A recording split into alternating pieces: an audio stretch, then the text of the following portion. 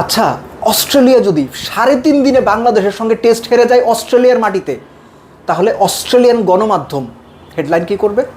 তৃতীয় দিন শেষে অস্ট্রেলিয়াকে হারানোর দ্বার প্রান্তে বাংলাদেশ। এবং এ কারণেই প্রথম 3 দিন বাংলাদেশ যতটুকু সতর্ক থেকেছে, চতুর্থ দিন সতর্কতা তার চাইতেও বেশি থাকতে হবে। It's not over until it's over. With conviction নিশ্চিত করতে হবে অস্ট্রেলিয়া যেন কোনোভাবেই 150 রানের লিড না নিতে পারে। উল্টো করে বললে বাংলাদেশকে কোনোভাবেই যেন জেতার টার্গেট 150 বা তার ওপরে চেস করতে না হয়। অস্ট্রেলিয়া এখনও পর্যন্ত 67 রানে পিছিয়ে আছে, 161 4 উইকেটে। আমরা খুব ভালো জানি ক্যামেরন গ্রিন, কেয়ারি কিংবা প্যাট কামিন্স এমনকি মিচেল স্টার্করা উইকেটে জমে যেতে পারেন। যেখানে হাসান মাহমুদ, তাসকিন, তাইজুল, ইবাদত, মিরাজের সঙ্গে তারা মিলে 50 ওভারের বেশি ব্যাট করেছেন, সেখানে অস্ট্রেলিয়ার টেইল অর্ডার বা টেইল এন্ডারদের হালকাভাবে নেওয়ার বিন্দুমাত্র কোনো সুযোগ নাই। প্রতিটা বল চাপে রাখতে হবে, প্রতিটা বল নিজেদের সর্বোচ্চটুকু নিংড়ে দিতে হবে। আবারও বলছি, কোনোভাবেই অস্ট্রেলিয়াকে সামান্যতম সুযোগ দেয়া যাবে না। চেষ্টা করতে হবে যত দ্রুত অস্ট্রেলিয়াকে অল আউট করে দেওয়া যায়। তৃতীয় দিন সেটাও বাংলাদেশেরই।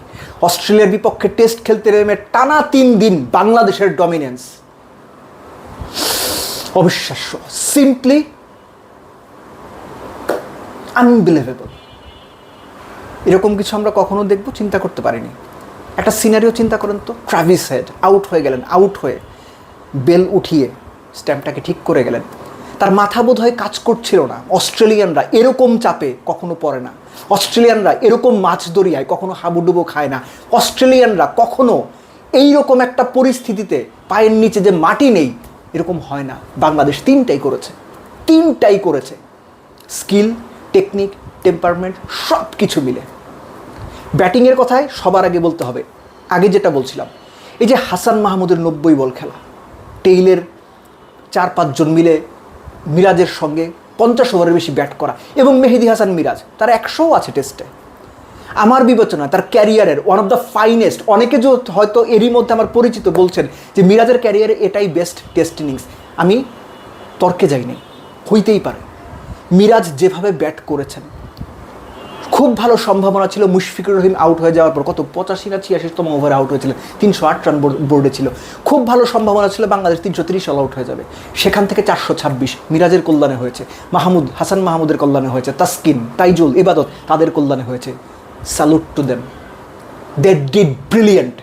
এবং এই যে এর আগের দিনের আলোচনাতে আমি বলেছিলাম, এই যে মিরাজের সঙ্গে যে পার্টনারশিপ হাসান মাহমুদের, ওই সময় কত 43 বোধহয় পার্টনারশিপ ছিল, এই পুরো ম্যাচের পুরো পরিস্থিতি সব হিসেব নিকেশ পাল্টে দিয়েছে।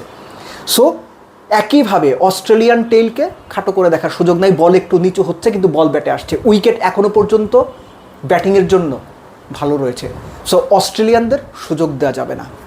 মিরাজের কথা আলাদা করে বলছিলাম, শুধু তাই নয়, মিরাজ যে স্টিভেন স্মিথকে আউট করলেন, এই ম্যাচের প্রেক্ষাপটে প্রত্যেকটা উইকেটই মূল্যবান। এই ম্যাচের প্রেক্ষাপটে জয় পরাজয় নির্ধারণের প্রেক্ষাপটে হতেও পারে ম্যাচ ডিসাইডিং উইকেট, হতেও পারে মিরাজের ওই caught and bowled match deciding caught and bowled. Very well done Mehedi Hasan Miraz. সবসময় বলে এসেছি টেস্টের মিরাজ দুর্দান্ত। এই মিরাজ যদি সাদা বলের ক্রিকেটটা অবশ্যই তিনি খেলবেন, কিন্তু সেদিকেই সব মনোযোগ না দিক, টেস্টে যদি বেশি মনোযোগ দেন, আবারও বলছি, এর আগেও 2টো ভিডিওতে আমি এই কথাটা বলেছি যে হতেও পারে সাকিব আল হাসানের পর বাংলাদেশের best ever allrounder, test allrounder হয়ে মিরাজ থাকবেন। মিরাজ কি চিন্তা করেন আমি জানি না। বাংলাদেশ সত্যিকার অর্থেই জয়ের দ্বার প্রান্তে, যদি না এখন বাংলাদেশ ক্যারিড অ্যাওয়ে হয়ে যায়, যদি না এখন আরে জিতে গেছি, অস্ট্রেলিয়াকে হারাই দিব আর 6 উইকেটে নিয়ে নিব। Please don't think about it. টানা 3টা দিন আপনারা যে পরিকল্পনায়, যে মনোসংযোগ নিয়ে, যে একাগ্রতা নিয়ে, যে উইথ কনভিকশন অস্ট্রেলিয়ার এগেইনস্টে লড়াই করেছেন, একই লড়াই 4th ডে বা 4র্থ দিনের প্রথম বল থেকে চালিয়ে যান।